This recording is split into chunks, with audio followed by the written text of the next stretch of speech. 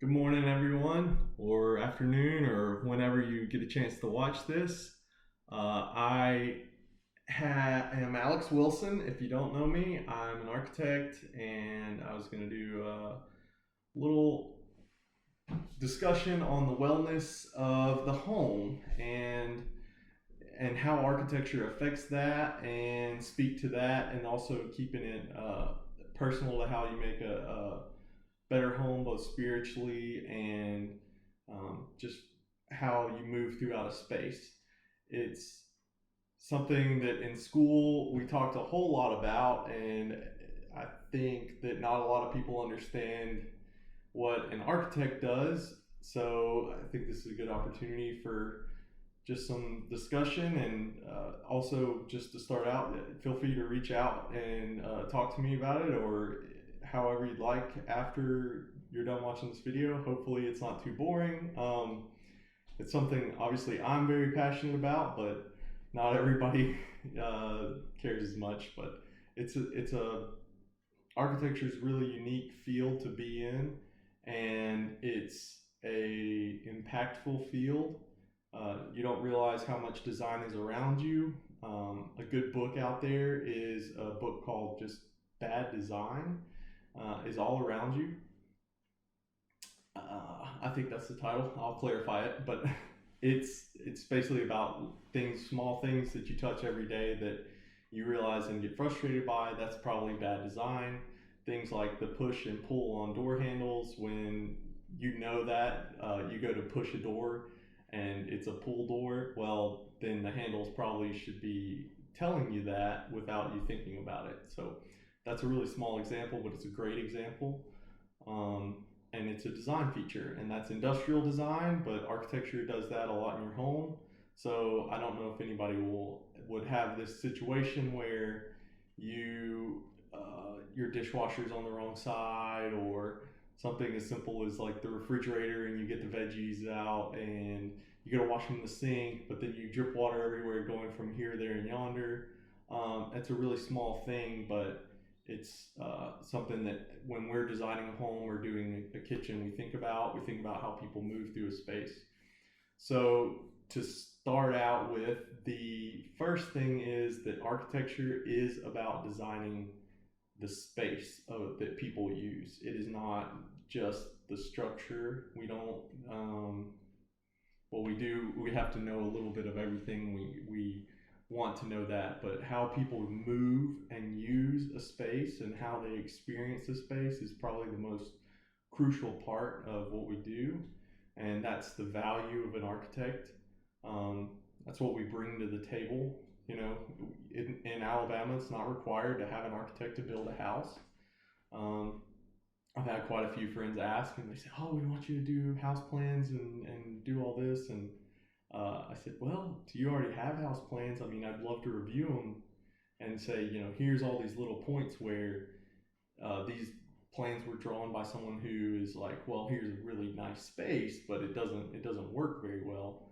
Um, so it all just depends. And I have a lot of friends who are contractors, and they've built plenty of homes, and they don't need an architect. So uh, it's something that's inherent and is not necessarily required. I probably shouldn't say that, because I would love everybody in every building to have an architect, but that's the reality of it. So here I am trying to just give people tips and tricks, and also just kind of walk through what the home is and how architecture has affected that, and affects your wellness and spiritual wellness, and everything that goes along with that. So having those spaces that I know Jane has talked about, and others have talked about, it's really important. And that's what, as an architect, when I'm doing a home, I'm trying to provide those spaces for people to have that room, or that one little space, or just even if it's a multifunctional space like a den or a living room, that it provides movement, or that room serves that purpose in a very specific way.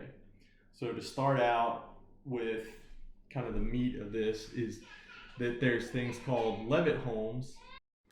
So Levitt home and the Levitt town was the basis for what is really the modern neighborhood. and the homes were developed after World War II, and it was the first example of these huge suburban sprawling neighborhoods. And even I live here in Bluff Park. The whole area is really settled in, but it was still just really a big development done by developers without any involvement of architect. They basically had a few plans. They flipped them, turned them, twisted them, but everybody who walks in these homes and they know what I'm talking about, the split levels in the ranch style, all those different homes, they all do the same thing. And even if you walk in one, you go, oh, yep, I pretty much know where everything is. That is because that's the development that started right after World War II. And the purpose of these homes was they were done as affordable housing for soldiers coming back from World War II. And that was a spark. I mean, that created basically what is the modern neighborhood. Even things like Ross Bridge, they can trace their roots back to this Levittown. The first one being, you can look it up, is the Levittown in New York. And they built 5 of these neighborhoods. It was Levitt and I think it was called Levitt and Sons, if I'm remembering correctly. They developed these neighborhoods, and they're what you would picture in like Leave It to Beaver or anything like that. That's a Levitt home. That's a Levitt town, and it was a way to mass produce homes and provide housing for all these families coming back, and also they were at a price point that met what the GI Bill was. So that was the start of everything, and because there was no involvement in architecture and the design, it was to meet a specific need. We lost a lot of things. So most everyone knows who Frank Lloyd Wright is, and he developed homes. Well, his homes were all about the form and the function. So every space had a unique use. He was famous for, he also had specific furniture that needed to sit in a specific place in houses and would get very upset if it was moved. He famously one time had a client who had moved the kitchen table and changed it, and he had a apprentice talk to the homeowner out front in the front yard. They snuck in the back and moved the person's table while they were outside because it was not where he wanted it. So that is an example that's so extreme that the home doesn't become moldable, versus the Levitt homes that were very moldable because they were basically just a shell. And so everyone knows the general movement of the home, but then they fill it. Um, the character of the home comes from what you put in it. And I think that's a lot of what we all know, and we all say, the home is who's there, the home is where the heart is, kind of thing, is in the Southern way. But all that comes from because we had to bring the character to the home, versus a Frank Lloyd Wright home that has so much character all on its own is, you're almost scared to touch it. It's like a piece. So my personal opinion, not all architects are still, there's a lot of range there, that some want to do the Frank Lloyd Wright thing, and then there is architects who just produce these plans that are mass produced. I'm somewhere in the middle. I like to give every home that we do that touch that matches what the people who are moving in will use it. I mean, we just did one that had a kitchen that was a really unique kitchen, and there were some things where we said, well, the sink really should be over here, but they said, no, we want to have this view out of the back of the house, and we want to do it this way, and it works really well for our family. So we did it, and we made it work with the rest of the design. So that push and pull really helps create the home, and that's the beauty of architecture and starting to do those things. So it should be a good combination of what you as an individual like, need, and use, and then also combining that design with it and then bringing those things together. That's that's the role of the architecture in a space. It's so that it's not a box and you don't have to put all the character in with just your things. That there's a combination of character that stand alone. It speaks about you yourself, and then also what you do adds to it, and it embellishes the design. So the next thing I had on there to transition from that was to talk about um, the Levittowns were very small homes, and they were this box. Well, obviously now it's 70 years later, 80 years later, and some of these neighborhoods got just really stale. We all know that they were kind of called the McMansions and things like that. I'm sure most of you probably have heard those kind of terms, but these garden home neighborhoods were made so stripped down that they had no character. They lost what the Levittowns had. The Levittowns were still walkable neighborhoods. And so a few architects and a few community designers got together and said, well, we're not going to continue this trend where we've just provided housing and it doesn't provide community or anything else. So a great example of that development to move the home into something different is Seaside. Seaside is a huge experiment on community and home design and how that works. So if any of you have ever been to Seaside, you'll know what I'm talking about. That feels like a completely different community, but its design was done completely the same as a garden home. It was a prototypical home design, but they mixed in different types of housing so that things like I'm talking about, if you don't need a 3-bedroom, 2-bath house, but you still want to live in that community, then you can get the apartment or you can get the condo that they have there. So that kind of housing helps to let you not need to fill a space. So, if you're a single guy and you want to move in and have that community and neighborhood, you get the 1 or 2 bedroom condo and you can have a second bedroom for an office area, and then you can have your bedroom, and you're not trying to furnish a whole house. Because I have a friend who lives over in Bentbrook, and he's got a beautiful home, but he's just single guy, and so 3 of the rooms are just kind of storage, and he's got his bedroom, and then he's got the living room furnished nicely, but then kitchen he's got a small little bar top table in a kitchen that can fit a 6-person round table. So that's where it wasn't designed for multiple uses. It was just these boxes that were printed out in that neighborhood. But it's all about that quality of space. It's not about the materials, and it's not about everything there. Obviously, we have a lot of suggestions there and everything, but that makes a huge difference. So Seaside was the first example. The same people who did Seaside passed that on. There's been other neighborhoods. Actually, Ross Bridge used the example a little bit, but a better example in town is Mount Laurel. Mount Laurel was developed by a couple people who worked with both architects and community planners to design homes that really, if you've ever been in one of them, you can just tell every single one has that little something, and it really pays attention to the detail. So even though most of the homes are the same design and are just flipped different ways, they still make sense in a way that you can tell somebody touched this and really thought about it. It wasn't just, okay, we bought the cabinets and put it out. So all this coming back, just to circle back to go to how can you apply all those things in your home?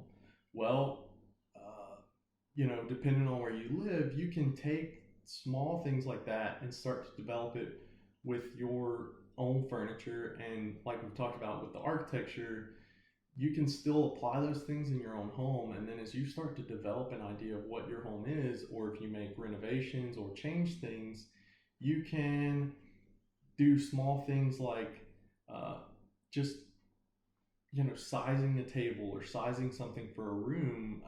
not everybody has a luxury necessarily. If you need X amount of chairs and it's a tight fit, then it's a tight fit. But um, it's things like that where you just think, oh, I only need a table and chairs and this is it. But most people get that feeling through experience, and as everyone gets more experience in life, you start to just get a feel for it because you've been in more spaces, and you start to say, wow, this is, I went in the house and it just felt great. It was really comfortable and things like that. So every time I go in that and I hear somebody, oh, I really like this, I start looking around for all the details to say, well, what about this space or this house or this one room? Is it something that just people really love and are really comfortable in?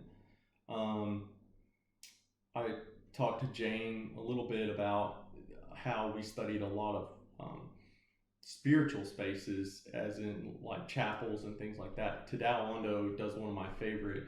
It's the light, Chapel of Light, I think. I mean, it's a Japanese name, but it's a Japanese chapel that's mostly concrete and would seem to be very cold. But I've not been lucky enough to go there. Do know someone who did, and they said it's just so simple in a quiet space that it's just very spiritual. On the other end, there's things like Ronchamp, that is another big church, and it's got a huge roof. You can look it up. It's just a magical spiritual space, and it's a completely different language than what Tadao Ando's project is, but in the same way, it's because of the thought put into it and the carefulness and how people move through it, that it just becomes this really spiritual space. And anybody who's been lucky enough to go to a chapel or one of these really old chapels in England or France or Italy would be able to speak to it. You walk in and you say, wow, man, all these little pieces and the sound and the quality and everything like that. I mean, thankfully we have a lot of that here too. Jim Minchell was my mentor, and he actually worked on the design of our own church, and he was just really careful about how he did the details in that church. So obviously we run up against the realities of, well, we got to meet a budget and do all that. So you just have to be more careful about the details, and you pay attention to how people use that space and enter the space, and how does sound move through the space. It's the same thing in a home, and bringing your own home together. Le Corbusier dealt with it. He's another architect. He did a lot of work in France and just really brought together these really beautiful pieces of homes. And he had an idea of a home being really compartmentalized, and so every space was so unique. He has probably some of the most unique bathrooms you can have. There's also things like we did, the Rule Studio does the 20K homes. So Rule Studio is a program out of Auburn, and their homes are $20,000 homes, and so you try and bring everything that is a home into a space that's 1,200 square feet. That's a small amount of space. So you really have to be careful about, okay, I've got to create a kitchen space and a living room space and a dining space. All those are all actually one space, but you use little things like a shift in a wall, or moving something even just 1 foot, like just move the kitchen 1 foot over into a space so that there's a jog, and somebody unconsciously goes, oh, that's the kitchen space. And then if you pull back another foot the other direction and come back for the dining room corner, then people go, oh, that's the dining room corner, rather than it being one open space. Nowadays, a lot of people are moving toward the open concept and open plan. Well, in offices, that's getting a huge amount of pushback at this point because it's unknown territory. So if somebody says, well, I need my cube or my desk is my space, and they say, well, it's so undefined, and people have trouble working, and their productivity is thrown out. And that's actually not a new concept. It goes way back to when we had huge factories of typewriters and sewing factories and things like that. Well, they had the same thing, but now with people working more on computer, things like that, if that space is undefined, then productivity goes down. So the same thing in the home for your spiritual space. If you don't have that space in that den, or you don't have that office space, I mean, personally, in my own office right now, it is a bit undefined, but I thankfully have a big enough desk and an area just to say this is my office, even though there's the guest bed right next to it. It's a tough balance, but the whole thing with that is to come full circle with those homes and those Levittowns, and pulling how community design affects your home design. Your home design will affect your own personal, interior space. That is so important in what I'm doing, and what architects do is to pay attention to those small spaces. So hopefully, you can find your own spiritual space, and by defining an area, defining a office space, and saying, well, how do I make this my spiritual space? And I think you use a lot of what Jane talked about, whether it's a quiet space or whether it's an outdoor space. I mean, if you say, well, I don't really have that in my home at all, I think there's opportunity to create that outside, and put a bench outside if you need to. There's a lot of examples of that. Monasteries almost always have a courtyard because they provide for that outdoor space.